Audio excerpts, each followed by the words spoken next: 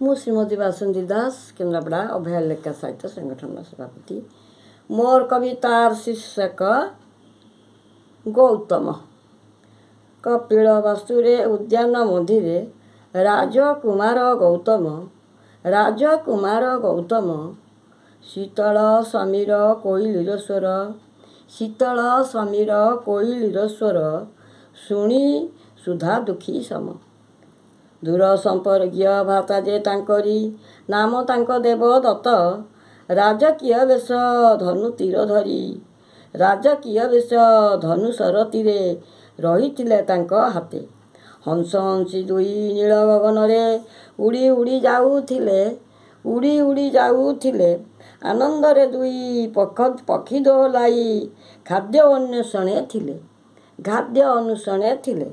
ଦେବଦତ୍ତ ଲକ୍ଷ୍ୟ ପଡ଼ିଲା ତ ଯାଇ ପକ୍ଷୀଙ୍କ ଉପରେ ତହିଁ ତୀରକୁ ଯୋଖିଲେ ନିରେଖି କରିଲେ ଭୂମିରେ ପଡ଼ିଲେ ସେହି। ତା ବିକଳ ଦେଖି ଗୌତମଙ୍କ ଆଖି ଲୁହରେ ଗଲା ତ ଭିଜି। ପକ୍ଷୀଟିକୁ କୋଳେ ତୋଳି ଗୌତମ ସେବାରତେ ଗଲେ ମଜି। କିଛି କ୍ଷଣ ପରେ ସୁସ୍ଥ ହୋଇ ପକ୍ଷୀ ଉଠିଲା ସେ ତାଙ୍କ କୋଳୁ। ଧୀରେ ଧୀରେ ସେଇ କୃତାର୍ଥ ଜଣାଇ ଅଚେତ ଥିଲା ବହୁ ବେଳୁ।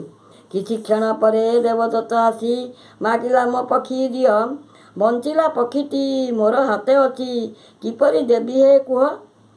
ମାରିଥିଲ ତୁମେ ମରିବା ପକ୍ଷୀର ପରେ ତୁମ ଅଧିକାର। ବଞ୍ଚିଲା ପକ୍ଷୀ ମୋର କରେ ଅଛି ଅନ୍ୟାୟ ବଢ଼ାଅ କର। ଦୁଇ ଜଣ କଳି ହୋଇଗଲା ଯେଣୁ ରାଜା ପାଖେ ଗଲେ ସେଇ। ରାଜା ଶୁଦ୍ଧୋଧନ ଶୁଣି ସବୁ କଥା ମନ୍ତ୍ରୀକୁ ଡାକିଲେ ପାଖ। ଦିଅ ହେ ବିଚାର ଏକଥା ଉପରେ ପକ୍ଷୀଟି ପାଇବ ସୁଖ। ବଞ୍ଚାଇଛି ଯିଏ ପକ୍ଷୀଟି ତାହାର ମନ୍ତ୍ରୀ କହିଲେ ବୁଝାଇ।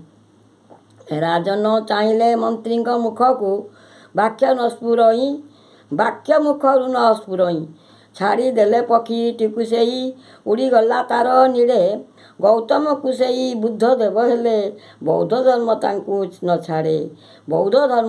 ନ ଛାଡ଼େ। ଧନ୍ୟବାଦ। ଜୟ ଜଗନ୍ନାଥ।